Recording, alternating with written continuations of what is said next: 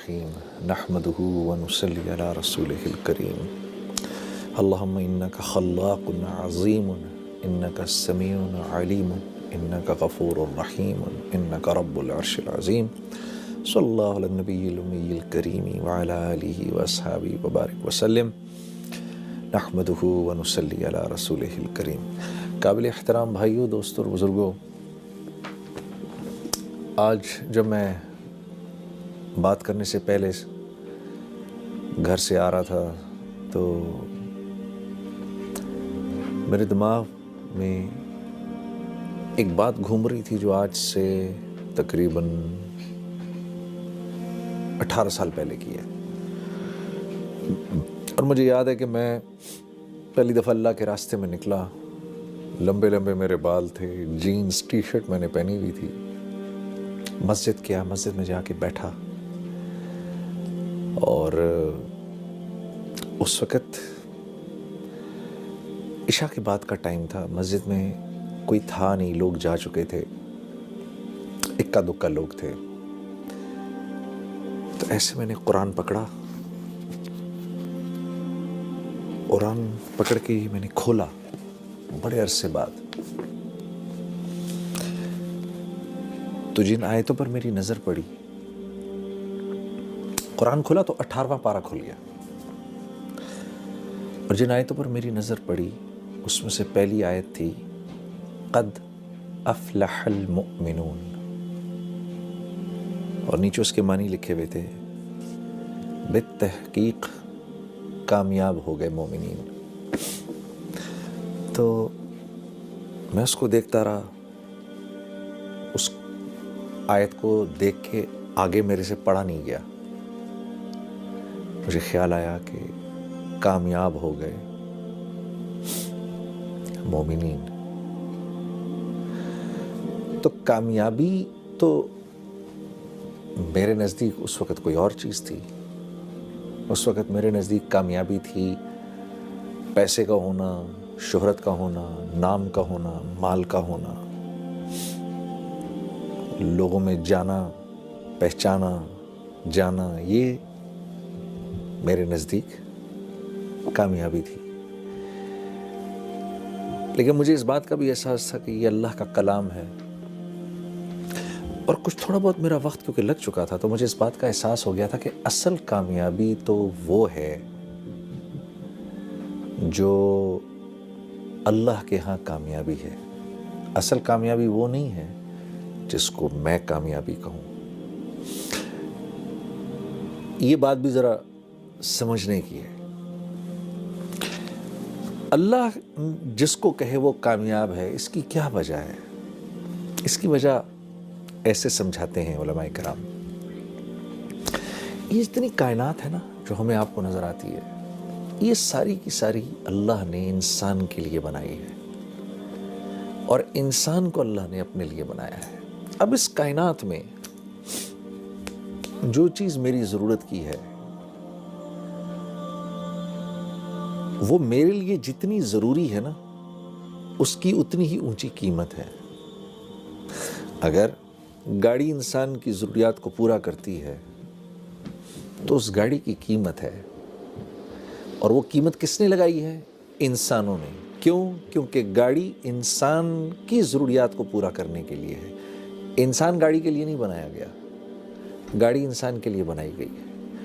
تو یہ گاڑی جب تک اس کی ضروریات کو پورا کر رہی ہے اس وقت تک اس کی قیمت ہے، جس دن یہ انسان کی ضروریات کو پورا کرنا بند کر دے گی اور اس کی جگہ کوئی اور چیز اس سے بہتر ضرورت پورا کرے گی، تو یہ سڑک پہ چلنے والی تمام گاڑیاں لوہے کے بھاؤ بکیں گی، یہ اپنی قیمت چھوڑ دیں گی۔ کیوں؟ اب انسان کے ہیں ان کی کوئی قیمت نہیں۔ تو یہ جتنی کائنات ہے، اس کی ہر چیز کو اللہ نے انسان کے لیے بنایا ہے۔ پھل، سبزیاں،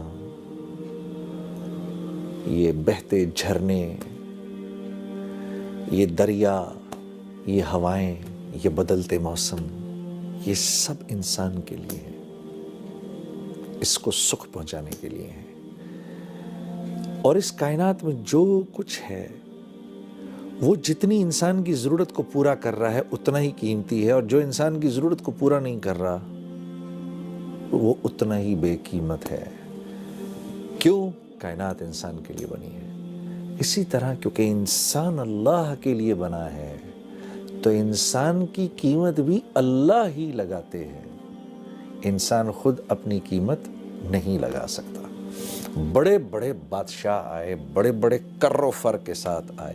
فرعون نے تو اپنے آپ کو آ کر کہا انا ربکم الاعلی، میں تو بہت بڑا رب ہوں، کہتا پھرے، کیونکہ اللہ کے ہاں بے قیمت ہے تو دنیا سے تو مرنے سے پہلے ہی اللہ نے اس کو بے قیمت کر دیا، اور مارنے کے بعد اللہ نے اس کو پرزرو کر دیا اور آنے والی نسلوں کے لیے عبرت کا نشان بنا دیا۔ کیوں؟ کیونکہ یہ اللہ کے ہاں بے قیمت تھا، اب یہ قیامت تک بے قیمت رہے گا۔ کوئی اپنے آپ کو کچھ بھی سمجھتا پھرے؟ جو اللہ کے ہاں قیمتی ہے وہ دراصل قیمتی ہے۔ کیوں؟ کیونکہ انسان بنا اللہ کے لیے ہے۔ وَمَا خَلَقْتُ الْجِنَّ وَالْإِنسَ إِلَّا لِيَعْبُدُونَ، ہم نے جن و انس کو بنایا ہی اس لیے ہے کہ یہ ہمارے بن کے رہیں۔ اللہ، جیسے ہم کہتے ہیں نا لا الہ الا اللہ، نہیں کوئی معبود سوائے اللہ کے، ہو ہی نہیں سکتا۔ بالکل اسی طریقے سے نہیں بنایا ہم نے جن و انس کو سوائے اس کے لیعبدون، کہ میری عبادت کریں، میرے بن کے رہیں۔ انسان بنا اللہ کے ہاں ہے، کہ اللہ کے لیے ہے، انسان اللہ کے لیے بنا ہے، اس لیے اس کی قیمت بھی اللہ ہی لگاتے ہیں۔ تو جب میں نے پڑھا نا قد افلح المؤمنون، کامیاب ہو گئے مومنین، تو مجھے تھوڑی دیر کے لیے لگا جنید تو اپنے آپ کو کتنا کامیاب سمجھتا ہے، اپنے آپ کو کتنا بڑا سٹار سمجھتا ہے، چیک تو کر، کیا تو واقعی ان کامیاب لوگوں میں سے ہے؟ کیا تو واقعی اتنا کامیاب ہے جتنا کامیاب تو اپنے آپ کو سمجھتا ہے؟ تو میں نے ان اگلی 10 آیتوں کو پڑھنا شروع کیا کہ یہ آیتیں کیا کہہ رہی ہیں۔ قد افلح المؤمنون، بالتحقیق مومنین کامیاب ہو گئے۔ اب یہ مومنین ہیں کون؟ یہ تو دیکھیں۔ تو ان کی پہلی صفت کیا ہے؟ الذین هم فی صلاتهم خاشعون، جب نماز میں کھڑے ہوتے ہیں، اللہ اکبر، جب نماز میں کھڑے ہوتے ہیں تو ساری کائنات کو بھول جاتے ہیں۔ جب کہتے ہیں نا اللہ اکبر، علماء کرام فرماتے ہیں جب ہم یوں کرتے ہیں نا اللہ اکبر، تو ہم دراصل پوری ہمارے کرنے کا مطلب یہ ہوتا ہے اللہ کا جتنا ما سوا ہے اب چلا جائے پیچھے، ہمارا اس سے فی الحال کوئی واسطہ نہیں، کیونکہ ہم بادشاہوں کے بادشاہ، ہم اپنے خالق، اپنے مالک، اپنے اس رب کے سامنے کھڑے ہونے لگے ہیں جو وحدہ لا شریک ہے، جو واحد ہی نہیں ہے، وہ احد ہے۔ واحد ایک کو کہتے ہیں، احد اس کو کہتے ہیں جو ایک بھی ہو اور جس جیسا دوسرا ہو ہی نہیں سکتا۔ اس لیے اللہ رب العزت نے ہمارے نبی صلی اللہ علیہ وسلم سے فرمایا، میرے نبی یہ آپ سے پوچھتے ہیں آپ کا رب کیا ہے، کون ہے؟ آپ فرمائیے قل هو اللہ احد۔ تمہارے اتنے دماغ ہیں ہی نہیں کہ تمہیں اللہ رب العزت شرح صدر ہوں کہ اللہ ہیں کیسے؟ اللہ احد ہیں، اللہ جیسا دوسرا کوئی ہے ہی نہیں۔ تو جب ہم یوں کرتے ہیں نا اللہ اکبر، تو ہم اس احد ذات کے سامنے جا کر کھڑے ہو گئے ہیں جس جیسا کوئی دوسرا ہے ہی نہیں۔ کیوں؟ وہ اکیلا خالق ہے، اس جیسا کوئی خالق ہے ہی نہیں، ہو ہی نہیں سکتا اس کے، بلکہ اس جیسا کوئی خالق تو کیا کہنا، اس کے سوا کوئی تخلیق دے ہی نہیں سکتا۔ انسان ایجادات کرتا ہے۔ ایک صاحب نے مجھ سے کہا کہ بھائی دیکھیں نا، ایک کاغذ تو ہم نے بنایا، انسان نے بنایا، گاڑیاں ہم نے بنائی ہیں۔ میں نے کہا ایک منٹ، انسان جب کسی چیز کو تخلیق دیتا ہے نا تو اس میں 4 پروسیسز ہوتے ہیں۔ انسان کی تخلیق میں 4 پروسیسز ہیں، جن میں سے 1، 2، 3 اللہ کے ہیں، 1 انسان کا ہے۔ اللہ کے 3 پروسیسز کیا ہیں؟ جس چیز سے انسان نے جو چیز انسان نے تخلیق کی ہے اس کے انگریڈینٹس کا بنانے والا ایک اکیلا اللہ ہے. پہلی بات یہ. دوسری بات یہ، ان انگریڈینٹس کی جو کوالٹیز اور جو پراپرٹیز ہیں ان میں پانی کا پیاس بجھانا، لوہے کا سخت ہونا، لکڑی کا ہونا، زہر کا فیٹل ہونا، یہ جو کوالٹیز ہیں نا، جن چیزوں کو انسان ملا رہا ہے، ان چیزوں کی کوالٹیز بھی انسان کی بنائی ہوئی نہیں، اللہ کی بنائی ہوئی ہیں، اس میں اللہ کی ڈالی ہوئی ہیں. تیسری چیز کہ جن چیزوں کو انسان نے جوڑا آپس میں کوئی بھی چیز تخلیق کرنے کے بعد، اب ان چیزوں میں جو پراپرٹیز کی جو چینج آئی ہے وہ بھی من جانب اللہ آئی ہے. چوتھی چیز انسان کی چیزوں کو ملانا. تو انسان تو چیزوں کو جوڑتا ہے، ایلوائز کو ملا دیتا ہے، ایک سرٹن والیوم، پریشر اور ٹیمپریچر سے انسان اللہ کے جو بنائے ہوئے ایلیمنٹس ہیں ان کو ہیٹ کرتا ہے. پھر وہ ایلیمنٹس، ان ایلیمنٹس کو سرٹن پریشر، سرٹن والیوم پہ اور پھر ان کو آپس میں جوڑتا ہے. وہ تو آپس میں جڑتے ہیں، جڑنے کے بعد ان کی جو کوالٹیز چینج ہو جاتی ہیں، ان میں وہ پراپرٹیز کا چینج ہونا بھی اللہ کے ہاتھ میں ہے. تو انسان خالق نہیں ہے. اللہ کے آگے، اللہ کے سوا کوئی چیز، کوئی تخلیق کر نہیں سکتا. تو جب اتنے بڑے رب کے سامنے میں کھڑا ہوا ہوں، میرا دماغ ادھر ادھر جائے، اللہ فرماتے ہیں جو کامیاب لوگ ہیں جب وہ میرے سامنے کھڑے ہوتے ہیں، successful people, when they stand in front of me, they forget everything around them. اپنے ارد گرد کی ہر چیز کو بھول کے ایسے کھڑے ہوتے ہیں نماز میں. جب یہ اس علماء کرام فرماتے ہیں جب یہ آیت اتری تو اللہ کے نبی صلی اللہ علیہ وسلم، یہ تو عربی زبان میں تھی، صحابہ کرام کے پوچھنے پر جب آپ نے صحابہ کو سمجھایا کہ اس سے مراد کیا ہے، ہاتھ باندھ کے، نظر نیچی، دل کا پیالہ خالی، اس میں سوائے اللہ کی محبت کے کچھ نہ ہو، نماز پڑھنے کو دل کر رہا ہو، ایک بڑے بادشاہ کے سامنے کھڑے ہونے کی کیفیت ہو، خالق و مالک اپنے محسن کے سامنے کھڑے ہونے کی ایک کیفیت ہو، اس کیفیت سے کھڑا ہونا خشوع خضوع ہے. تو صحابہ کرام پہلے تو نماز سے پہلے آسمان کی طرف دیکھ لیا کرتے تھے، اس کے بعد وہ اپنی نظریں نیچی گاڑ کے رکھتے تھے. حضرت ابوبکر صدیق رضی اللہ تعالیٰ عنہ کے بارے میں تو آتا ہے کہ جب آپ نماز میں کھڑے ہوتے تھے تو ایسے کھڑے ہوتے تھے جیسے کوئی ایک لکڑی کی شاخ زمین میں گاڑ دی گئی ہو. اس ادب و احترام سے نماز میں کھڑے ہوا کرتے تھے. تو الذین هم فی صلاتهم خاشعون، صحابہ کرام کا یہ شعار تھا. اس کے بعد کہ جیسے اللہ کے نبی صلی اللہ علیہ وسلم فرماتے تھے نا کہ میری آنکھوں کی ٹھنڈک نماز میں ہے، تو صحابہ کرام بھی اپنے دل کے پیالے کو خالی کر کے نماز میں کھڑے ہوا کرتے تھے.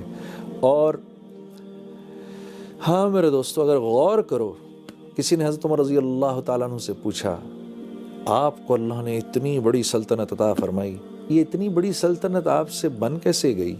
تو فرمایا، عربی کا جملہ تھا، مجھے تو یاد نہیں، لیکن اس کا مفہوم یہ تھا کہ دن ہم گھوڑے کی پیٹھ پر گزارتے تھے اور رات جانماز پر گزارتے تھے.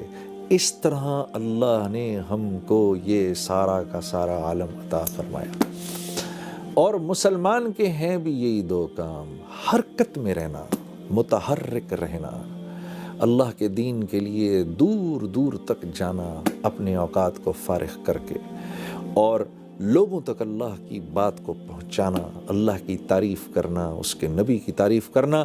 دن میں ان لک فی النہار سبحا طویلا، اللہ رب العزت ہمارے نبی صلی اللہ علیہ وسلم کے بارے میں فرما رہے ہیں کہ اے میرے نبی، صبح آپ لوگوں کے سمندر میں تیر رہے ہوتے ہیں. جب اللہ یہ کہیں تو سوچو اللہ کے نبی کیسے لوگوں کے پاس جایا کرتے ہوں گے، کیسے لوگوں کے، اے میرے نبی دن بھر آپ لوگوں کے سمندر میں تیر رہے ہوتے ہیں، لوگوں تک اللہ کی بات پہنچا رہے ہیں. تو یہ کام ہے ہمارا. اور رات کو اللہ کے سامنے خشوع و خضوع سے کھڑے ہو جانا. کہ کسی اللہ والے سے یہ سنا کہ تہجد کی نماز کے بعد جو دعا ہے وہ ایسی پر اثر ہوتی ہے کہ جیسے کوئی تیر انداز نشانے پر اپنے تیر کو مارے، ایک انتہائی شاطر تیر انداز اپنے تیر کو نشانے پر مارے تو وہ نشانے پر جا کے لگے، ایسی دعا اللہ کے ہاں قبول ہوتی ہے رات کو۔ میرے عزیز دوستو، کیونکہ ہم اللہ کو ویسا سمجھتے نہیں جیسی اللہ کی ذات ہے، وما قدر اللہ حق قدرہ والارض جمیعا، ہم کیونکہ اللہ کی قدر ویسی کرتے نہیں، اللہ خود فرما رہے قرآن میں، تو اس وجہ سے اللہ سے ویسا تعلق بنتا نہیں۔ جب اللہ سے ویسا تعلق بنتا نہیں تو پھر ہم اپنی ضروریات، کیونکہ ہم اللہ سے ایسا تعلق بناتے نہیں، اس لیے میرے دوستوں دل اللہ کی ذات کا تاثر بھی نہیں لیتا، اور انسان کی ہر ضرورت اللہ سے جڑی ہوئی ہے۔ انسان کی ہر ضرورت جو ہے وہ اللہ سے جڑی ہوئی ہے۔ دیکھیے یہ آنکھیں ہیں میرے پاس، میں ان سے دیکھتا ہوں۔ کیا میں ان سے دیکھتا ہوں؟ جس بھائی کے پاس آنکھیں نہ ہوں اس سے پوچھو تو صحیح جا کر، ہاں یہ جملہ ہی باطل جملہ ہے جو میں نے ابھی کہا ہے کہ میں آنکھ سے دیکھتا ہوں۔ وہ آپ سے کہے گا آنکھ تو میرے پاس بھی ہے، آنکھ سے نہیں دیکھتے، اس میں اللہ کا امر ہے میرے بھائی، جس سے تو دیکھتا ہے میرے لیے وہ امر نہیں دیکھنے کا ہے تو نہیں دیکھ سکتا، آپ کے لیے دیکھنے کا ہے تو آپ دیکھ سکتے ہیں۔ آنکھ تو میرے پاس بھی ہے، یہ زبان ہے میرے پاس، بھینس کی اس سے 4 گز لمبی زبان ہے۔ اگر زبان ہی بولتی تو بھینس بولتی، کیوں نہ بولتی؟ زبان نہیں بولتی۔ جو میرا بھائی بول نہیں سکتا اس سے پوچھو، وہ کہے گا دیکھو زبان میرے پاس بھی ہے۔ زبان نہیں بولتی، اس میں چھپا ہوا اللہ کا امر ہے جس سے آپ بولتے ہیں۔ آپ کے لیے امر ہے، میرے لیے نہیں۔ اللہ الذی خلق 7 سماوات ومن الارض مثلہن یتنزل الامر بینہن لہ ملک السماوات والارض وإلی اللہ ترجع الامور۔ یہ وہ رب ہے کہ دنیا میں ہونے والا ہر امر اپنے ہونے سے پہلے اللہ سے پوچھتا ہے، یا اللہ تو مجھے بتا میں نے کیسے ہونا ہے۔ عزیز دوستو، کیونکہ دل اللہ کی ذات کے تاثر سے خالی ہے، اس لیے نماز میں جی نہیں لگتا، اور نماز سے اپنی ضروریات کے پورا ہونے کا یقین بھی نہیں ہوتا۔ جب ہم لوگوں کے سامنے اللہ کی تعریف کرتے ہیں تو اس یقین کو ٹھیک کرنے کے لیے کرتے ہیں کہ ملے گا تو اللہ کے ہاں سے ملے گا، کریں گے تو اللہ کریں گے۔ ہاں جو کچھ جہاں سے ہوتا آ رہا ہے وہاں سے نہیں ہو رہا، کرنے والی ذات اللہ کی ہے۔